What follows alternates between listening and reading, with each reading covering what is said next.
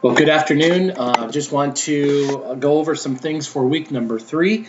Thank you for your feedback and your encouragement along the way in your group discussion. I have commented and also posted a few conversational pieces to look at in regards to reconciliation.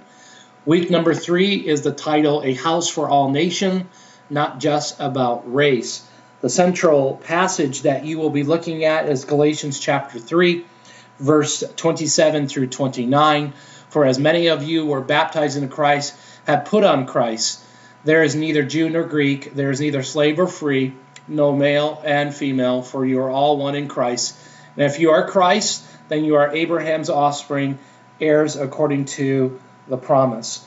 Let me just give you a focal point here for you to examine. It would be helpful to look at this passage in view of the image of God in all people.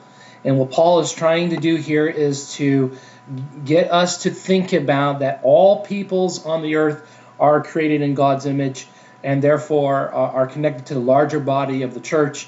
There should be no division. There should be no classes.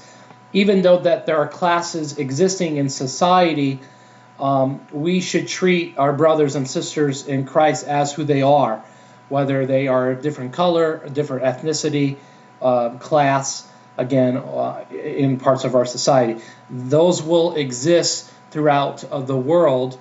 Our job as Christians is to think of them as created then in the image of God.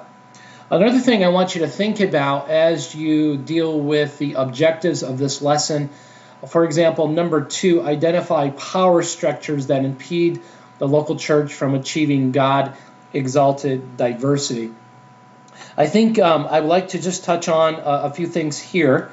In any culture, whether it's church or ethnic culture, you're going to have two striking features. The first thing that you need to consider is the high context culture and then the low context culture. And every society has its way or strengths. In the high context culture, you have social communication and trust as probably the mandatory part of communication process. You have, in a high context culture, you have personal relationships and agreements and covenants that are established in those types of systems. And then as you move toward more of the low context culture, business becomes the first before any type of relationship. You are to be on time. You're to be driven toward performance. You are the expert or the person that has been trained in that environment. And then the emphasis, of course, is on contracts and agreements and negotiations. Depending on the high context culture or the low context culture will largely impact your reconciliation process.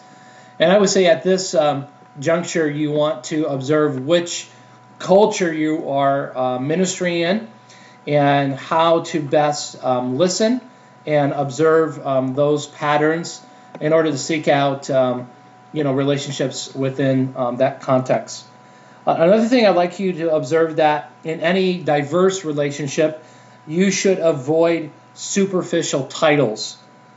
This is, in certain academic cultures, we talk about being called doctor or professor.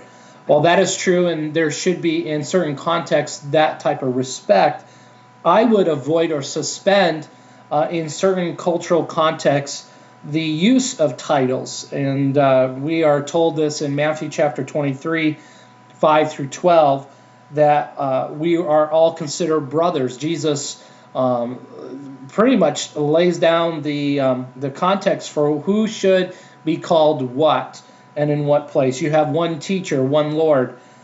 So avoid superficial titles that might gain you self-worth or a higher position. The second thing I would like to say in gaining diversity in our and understanding power structures in our cultural groups is learn humility. That's the first, and I would say chief expectation of all Christian leaders is to have this godly character quality about them. Remember how the Lord your God humbled you in the desert, those 40 years, he says. He humbled us in order that he might teach us in Deuteronomy chapter 8, verses 2 through 3. We also told in Proverbs chapter 16, verse 18 through 19, that pride goes before destruction, or before the fall. Micah chapter 6, 8, we're told again and reminded again by God through the prophet that we're to walk humbly with our God. Peter, in his epistle, as he writes to the church, that we're to clothe ourselves with humility. So one of the striking features or character qualities of a Christian leader is that they learn humility, learning to show humbleness of heart and meekness of heart. A third thing I would like for you, and maybe it's a challenge, and it could be a weakness of yours as a Christian leader, is learning to listen well when others are speaking. Avoid going into a conversation with always the right answer. Sometimes no answer is the best in building relationships between those ethnic divisions or ethnic walls. So learn to listen well to those that you're ministering with. The fourth thing I would like you to walk away with is probably something that I've learned along the way, is to avoid the Gentile virus of that elitism, that desire to be ahead. Jesus mentioned this in Matthew chapter 20, verses 25 through 28. He says, "You know that the rulers of the Gentiles lord it over them, and their high officials exercise authority." You might do well to study that passage and to avoid the Gentile virus of trying to gain elitism, trying to gain the top dog or the king of the mountain mentality. For those power structures will indeed cause bruised relationships and ultimately can destroy the fabric of the local church when you have elders or deacons trying to get the center stage. Avoid this. Avoid these things in your life.